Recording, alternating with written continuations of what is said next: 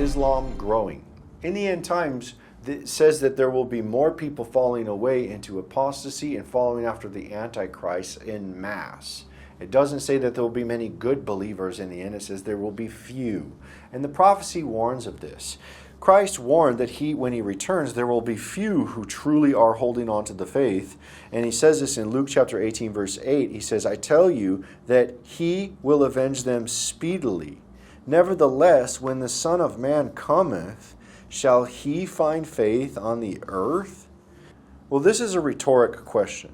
He knows that there's going to be few who actually are remaining faithful. We see that Islam is the fastest growing religion in the world, and it's more openly hostile to Christians, and there are fewer and fewer who identify as Christians in the end times as this goes forward.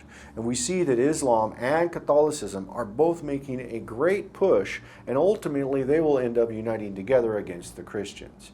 But just take note of this first, that the growth of Islam and the spread of Islam is not by accident. And you can look at this by these slides in this video, and the growth from 1946 to 2020 alone. We see Islam is growing rapidly in the end times, and Christianity is actually falling away, going to be less people. In the book of 2 Thessalonians chapter 2, verse 3, it says this. It says, let no man deceive you by any means, for that day shall not come, except there come a falling away first, and that man of sin be revealed, the son of perdition, which is the Antichrist. And that Antichrist will sway the world to follow after him. The Muslims will not be exempt from this. They will be on that same path. They are of a different spirit of Antichrist. They reject the truth, and ultimately they will accept that Antichrist as their leader.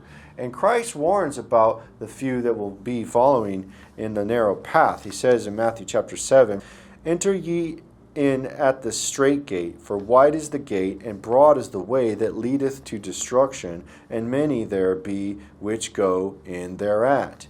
Because strait is the gate, and narrow is the way which leadeth unto life, and few there be that find it. Beware of false prophets, which come to you in sheep's clothing, but inwardly they are ravening wolves. So who is Christ talking about who enter into the narrow gate, proceeding by the warning of the false prophets? False prophets have misled the masses. And this is why Muhammad misled masses and masses of Muslims and helped prop up the end times Antichrist religion. And that's what the prophecy is saying.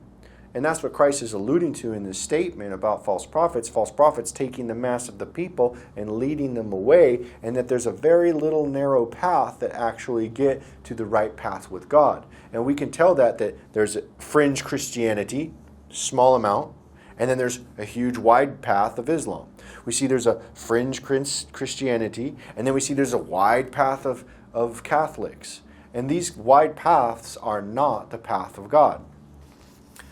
Fake Christians and a fake Jesus is what's going to be helping prop up this deception. And that's the role of the false prophet in the end, part of the wide path. Revelation chapter 13, verse 14 and 15, we see the false prophet. It says, and deceiveth them that dwell on the earth by the means of those miracles which he had power to do in the sight of the beast, saying to them that dwell on the earth, that they should make an image to the beast, which had the wound by the sword and did live. And he had power to give life unto the image of the beast, that the image of the beast should both speak, and cause that as many that would not worship the image of the beast should be killed.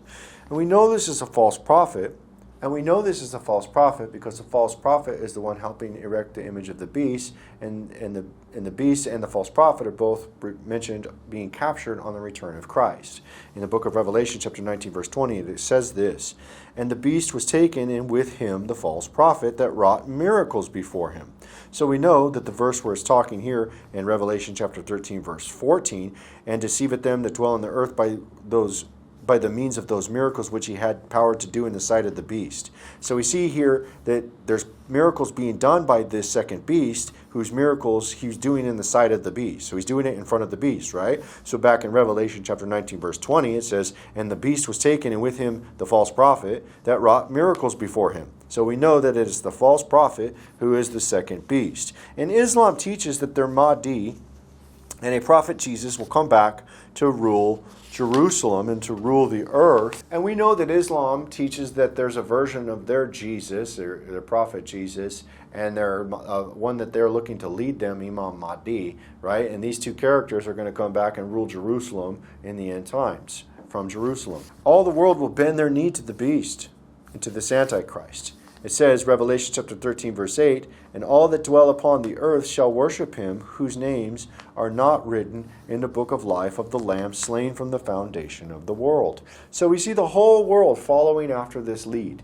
We got a big, huge 1.3, 1.6 billion Catholics and 1.4, 2.3 billion Muslims, however you count them, right? And this is the bulk of the world. Neither of these paths are the narrow path. It is the wide path, and they're following after false prophets. Islam is following after a false prophet named Muhammad, and Catholics are following after a false prophet in the role of the Pope. And this is how we end up having a situation to where in the end times you'll see Catholics and Islam end up merging together over the rule over Jerusalem together, because they are the largest growing religion in the world, and they are the falling away and the great masses of people who will worship the beast. And in the end times, you'll see Islam will continue to grow and grow and grow and grow, and people will be believing that Islam is the true way.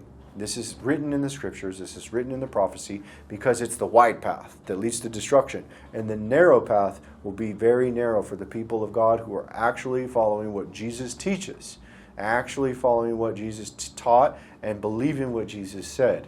And this is the prophecy of Islam growing in the end times, which is the wide road to destruction, the prophecy of Islam growing.